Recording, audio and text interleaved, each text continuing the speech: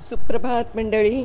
आपण सध्या वाचत आहोत श्यामची आई हे साने गुरुजी लिखित पुस्तक. आणि आज जी आपण गोष्ट वाचणार आहोत ती 38व्या रात्रीची आहे आणि त्याचं शीर्षक आहे आईचा शेवटचा आजार. सुरू करते. श्याम आजारी पडला. अंगात तापही होता. डोळे मिटून तो पडला होता. श्याम, पाय चेपू का? गोविंदाने विचारलं. नको, माझे पाय चेपून काय होणार? माझी सेवा नको करायला. तुम्ही आपापली कामे करा. त्यास मोहन पाटलाचा ताका लवकर विणून द्या. जा, माझ्याजवळ बसून काय होणार?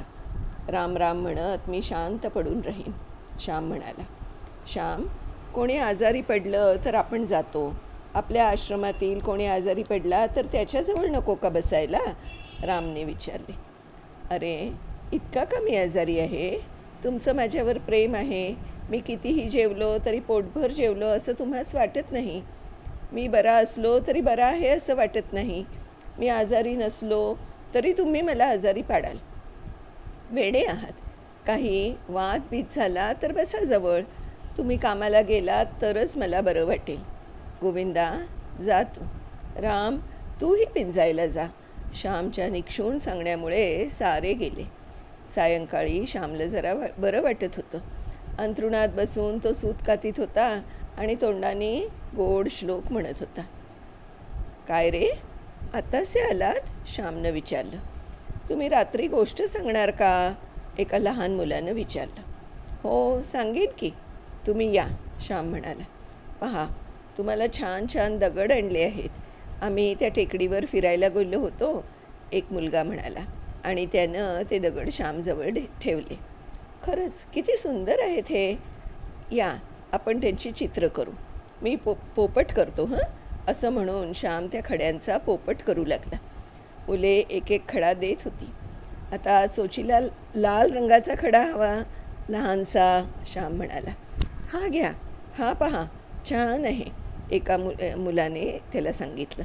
श्यामने तो खडा लावला आणि सुंदर राघू तयार झाला. आता मोर बनवा, मोर, दुसरा एक मुलगा म्हणाला. तुम्हीच बनवा मोर, श्याम म्हणाला. आम्हाला चांगला येत नाही, तो म्हणाला. पण आता तुम्ही घरी जा, लवकर जेवून या, श्यामनं सांगितलं. चला रे, जेवण करून येऊ, एक मोठा समजूतदार मुलगा बोलला आणि ती पाखरं उडून गेली. श्याम या नाना रंगांच्या खड्यांकडे पाहत बसला.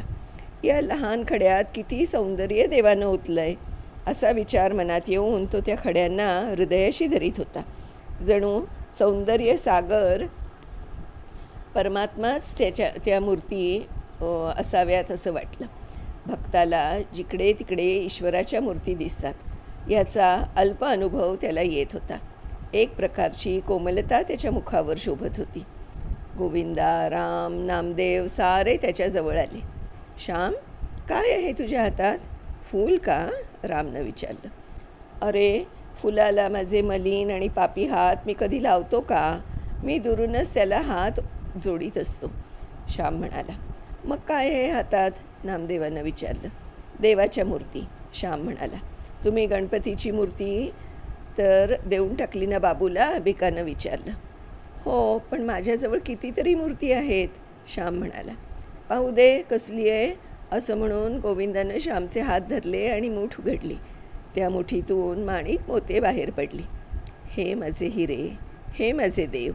लोक म्हणतात समुद्राच्या तळाशी मोते असतात आणि पृथ्वीच्या पोटात हिरे असतात. मला तर प्रत्येक नदीच्या वाळूत आणि प्रत्येक टेकडीच्या माथ्यावर हिरे मोते दिसतात. पहा, रंग कसे सुंदर आहेत, असं म्हणून श्याम दाखवू लागला. श्याम, आज बोलणार ना तू? रामनं विचारलं. हो, त्या मुलांना मी सांगितलं आहे जेवून या म्हणून. त्यांनीच हे सुंदर खडे आणून दिले. त्यांनीच हा आनंद दिला आणि उत्साहही. मी आता 2 ताससुद्धा बोलेन. प्रार्थनेची वेळ झाली असेल ना? श्यामनं विचारलं. प्रार्थनेची वेळ झाली होती. श्याम अंगावर पांघरूण घेऊन बसला होता. प्रार्थना झाल्यावर तो बोलू लागला. जप्तीच्या वेळी आमची दुर्वांची आजी घरी नव्हती. ती कुठे गावाला गेली होती. ती परत आली. आई त्या दिवसापासून अंथरुणालाच खिळली. तिच्या अंगात ताप असे, तो निघत नसे. शुश्रूषा तरी कोण करणार? आजीला होईल तेवढं आजी करीत असे. राधाताई मधून येत आणि आईला कधी मुरावळा वगैरे आणून देत, कधी पित्ताची मात्रा आल्याच्या रसात देत. जानकी वहिनी, नमू मावशी वगैरे येत असत. परंतु घरात आता काम कोण करणार? शेजारच्या शरदला नाव कोण घालणार? आई जे 2 रुपये मिळवीत होती तेही आता बंद झाले. वडील उकले. म्हणजे दुर्वांची आजी रागाने चरफडे, बडबडे. मला स्वयंपाक तरी कसा करायचा? चुलीत घालायला काडी नाही, गोवरीचे खांड नाही, भाजीला घालायला तेल नाही, मीठ नाही, का नुसता भाजीभात उकडून वाढू? दुर्वांची आजी बोलत होती. माझे वडील शांतपणे तिला म्हणाले, नुसते तांदूळ उकडून आम्हाला वाढ. द्वारका काकू, आमची अब्रू गेलीच आहे, ती आणखी दवडू नका. त्या दिवशी आई पुरुषोत्तमला म्हणाली, पुरुषोत्तम, तुझ्या मावशीला पत्र लिही. आता अखेरच्या वेळी ही तीच उपयोगी पडेल. तिला लिही, म्हणजे ती येईल. राधाताईंना एक कार्ड देण्यासाठी मी सांगितलं आहे. जा, घेऊन ये.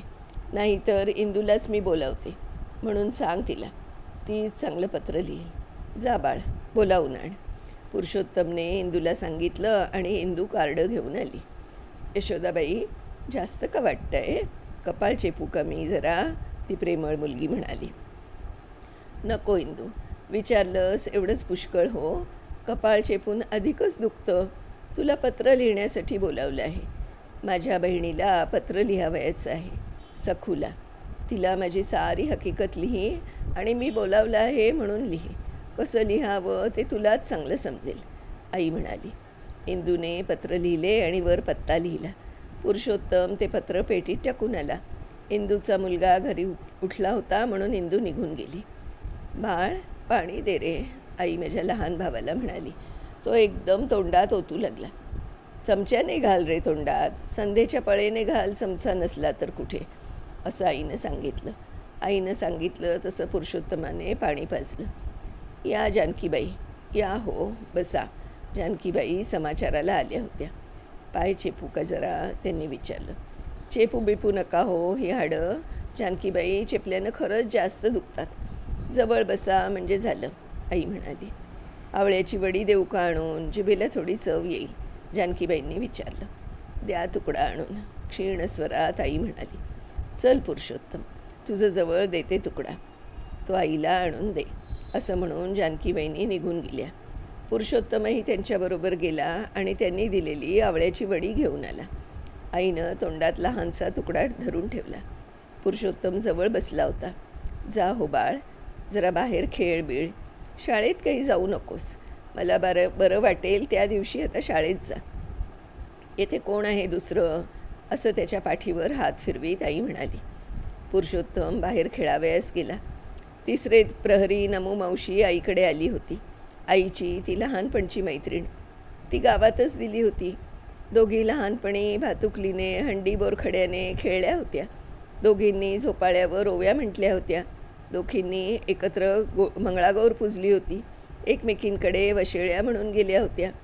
नमू मावशीला आईकडे वरचेवर येता येत नसे. तिचं घर होतं गावाच्या दुसऱ्या टोकाला. शिवाय तिलासुद्धा मधून बरं नसे. ये नमू, कसं आहे तुझं? तुझ्या पायांना जरा सूज आली होती, आता कशी आहे? आईनं नमूला विचारलं. बरं आहे, चाफ्याच्या पानांनी शेकवलं, सूज ओसरली आहे. पण तुझं कसं आहे? अगदीच हडकलीस, ताप निघत नाही अंगातला? नमू मावशीनं आईच्या अंगाला हात लावून म्हणाली. नमू, तुझ्याबरोबर पुरुषोत्तम येईल, त्याच्याबरोबर तांबलीभर तेल पाठवून दे. तेलाचा टाक नाही घरात, द्वारका काकू ओरडते. तुला सारं समजतं, मी सांगायला नको. तू तरी का श्रीमंत आहेस? गरीबच तू, परंतु परकी नाहीस तू मला, म्हणून सांगितलं, आई म्हणाली. बरं हो, त्यात काय झालं? इतकं मनाला लावून घेऊ नकोस. सारे मनाला लावून घेतेस. तुझं खरं दुखणं हेच आहे अगं. मुलांना हवीस हो तू, धीर धर, नमू म्हणाली. आता जगण्याची अगदी इच्छा नाही. झाले 16 तेवढे पुरेत, आई म्हणाली. तिने असे नको ग बोलू. उद्या की नाही तुला गुरगुट्या भात टोपात करून आणीन, खाशील ना? नमू मावशीनं विचारलं. नमू, डोळे मिटावे हो आता. किती ग ओशाळवाणं लाजीरवाणं हे जिणं. आई डोळ्यात पाणी आणून म्हणाली, हे काय असं? बरं होशील हो तू, आणि चांगले दिवस येतील. तुझे श्याम गजानन मोठे होतील. गजाननला नोकरी लागली ना? नमूनं विचारलं. महिन्याभरापूर्वी लागली, परंतु अवघा 19 रुपये पगार. मुंबईत राहणं. तो खाणार काय, पाठवणार काय? शिकवणी वगैरे करतो. परवा 5 रुपये आले हो त्याचे. पोटाला चिमटा घेऊन पाठवीत असेल, आई सांगत होती. श्यामला कळवलं आहे का तुझ्या दुखण्याचं? नमूनं विचारलं. आत्याला कळवू नका असं मी त्यांना सांगितलं. तिकडे बिचारा अभ्यास करीत असेल, उगीच कशाला त्याला काळजी. येण्याला तरी पैसे कुठे असतील त्याच्याजवळ? येथे आला म्हणजे फिरून जाण्याच्या वेळी पैसे हवेत. पैशाशिवाय काही लांबची येणी जणी होतात? येथे कापात जवळ होता, वाटेल तेव्हा येत असे, परंतु विद्येसाठी लांब गेला. त्याला देव सुखी ठेवो म्हणजे झालं. माझं काय? आई म्हणाली. नमो मावशी निघाली. कुंकू लाव ग, तेथे कोनाड्यात करंडा आहे, आईनं सांगितलं. नमो मावशीने स्वतःच्या कपाळाही कुंकू लावलं आणि आईलाही लावलं आणि ती निघून गेली. आई, हे बघ मावशीचं पत्र. मला सारं लागलं. वाचू मी? असं म्हणून पुरुषोत्तमने मावशीचं पत्र वाचून दाखवलं. मावशीचे अक्षर सुवाच्य आणि ठसठशीत असे. मावशी येणार होती. आईला आनंद झाला. इतक्यात इंदू आली. इंदू, उद्या येणार हो सखू? तू पत्र लिहिलं होतंस ना? हे बघ तिचं पत्र. दे रे इंदुताईला, आई पुरुषोत्तमला म्हणाली. इंदुताईनं पत्र वाचलं आणि म्हणाली, मी पाहीन त्यांना. तुम्ही त्यांच्या गोष्टी सांगत असा, वाटे की केव्हा त्यांना बघेन. इंदूच्या आईनं इंदूला हाक मारली. पुरुषोत्तम, चल आमच्याकडे, आईनं सांजा केला आहे, चल, इंदू म्हणाली. जा बाळ, त्या परक्या नाहीत हो, असं आईनं सांगितलं. तेव्हा तो गेला. माझ्यामुळे तुझे असे हाल. तुला नीट खायला प्यायलाही मला देता येत नाही. मी अभागी आहे. काय करू मी तरी? वडील आईजवळ बसून म्हणत होते. हे काय असे? तुम्ही जर हातपाय गाळून रडायला लागले तर धाकट्या पुरुषोत्तमाने करावे तरी काय? पुरुषांनी धीर सोडता कामा नये. तुम्ही काही मनाला लावून घेऊ नका. तुमच्या जीवावर मी पूर्वी उड्या मारल्या, सारी सुख भोगली, वैभवात लोळले. आता मी पाहिलं नाही तरी देखील मुलांचं वैभव तुम्ही पहा. तुमच्या डोळ्यात मी येऊन बसेन हो, असं आई बोलत होती. तू सुद्धा बरी होशील सखू. सखू येत आहे ना, ती तुला बरी करील, वडील म्हणाले. कशाला खोटी आशा? आता आतून झाड पोखरलं आहे सारं, ते पडणारच हो. माझं सोनं होईल. भरल्या हाताने मी जाईन, सुवासिनी म्हणून जाईन. तुम्हाला कोण म्हणून फक्त वाईट वाटतं, नाहीतर काय कमी आहे? तुमच्या मांडीवर तुमच्याजवळ मरण यावं, याहून भाग्य ते कोणतं? या भाग्यापुढे सारी सुख तुच्छ आहेत. या भाग्याच्या आनंदामुळे सारी दुःखही मला आनंददायकच वाटतात. असं बोलत आईनं वडिलांच्या मांडीवर आपला कडत हात ठेवला. बोलण्याने आईला थकवा आला होता. पाणी, थोडं पाणी द्या ना तुमच्या हाताने, आईने प्रेमानं सांगितलं. वडिलांनी झारीनं थोडं पाणी तोंडात घातलं. तुमच्या हातचं पाणी म्हणजे पावनगंगा, अमृताहून ते गोड आहे. बसा आज माझ्याजवळ, जाऊ नका कुठे. मी डोळे मिटून तुमचे ध्यान करते हो. असं बोलून वडिलांचा हात हातात घेऊन आई डोळे मिटून ध्यान करू लागली. फार थोर, गैवर आणणारे पावन असे ते दृश्य होते. इतक्यात राधाताई आल्या. तेथे वडील बसलेले पाहून त्या परत जात होत्या. या इंदूची आई, या, असं म्हणून विनयशील वडील बाहेर उठून गेले. राधाताई आईजवळ बसल्या. आईच्या केसांवरून त्यांनी हात फिरवला. केस जरा सारखे केले. पहाटे येणार वाटतं तुमची बहीण, त्यांनी विचारलं. हो, पत्र आले आहे, इंदूने वाचले, आई म्हणाली. तिनंच सांगितलं. बरं होईल, प्रेमाचं माणूस जवळ असलं म्हणजे बरं वाटतं, राधाताई म्हणाल्या. सारी प्रेमाचीच माणसे आहेत. ते जवळ आहेत, तुमचा शेजार आहे, आणखी काय पाहिजे, आई म्हणाली. थोडा वेळ बसून राधाताई निघून गेल्या. मावशी पहाटे येणार होती. पुरुषोत्तम किती लवकर उठला होता. तो सारखा गाड्यांचा आवाज ऐकत होता. बोटींची माणसं घेऊन येणाऱ्या बैलगाड्या पहाटेच्या सुमारास पालगडला येत. जरा कवाडीशी गाडी थांबली असं वाटताच पुरुषोत्तम धावत जाई आणि पाही, परंतु गाडी पुढे निघून जाई. शेवटी एक गाडी आमच्या बेड्याशी थांबली. आपल्याच बेड्याशी थांबली रे, आजी म्हणाली. दुर्वांची आजी पोतेरे घालीत होती. पुरुषोत्तम धावत गेला. वडीलही पुढे गेले. होय, मावशी चालली होती. पुरुषोत्तम करंडी घेऊन आला, वडील ट्रंक घेऊन आले, मावशी वळकटी घेऊन आली. भाडं घेऊन गाडीवान निघून गेला. आई, मावशी आली ना, ही बघ, खरंच आली, आईला हलवून पुरुषोत्तम म्हणाला. पहाटेच्या वेळेला आईला स्वप्न पडत होतं. आली, माझी वाट मोकळी झाली, असं आई म्हणाली. अर्धवट शुद्ध अर्धवट जागृती होती. मावशी आईजवळ बसली. कितीतरी वर्षांनी बहिणीला भेटत होती. आईची दशा पाहून, तो अस्थिचर्ममय देह पाहून मावशीचे डोळे भरून आले. अक्का, मावशीनं हाक मारली.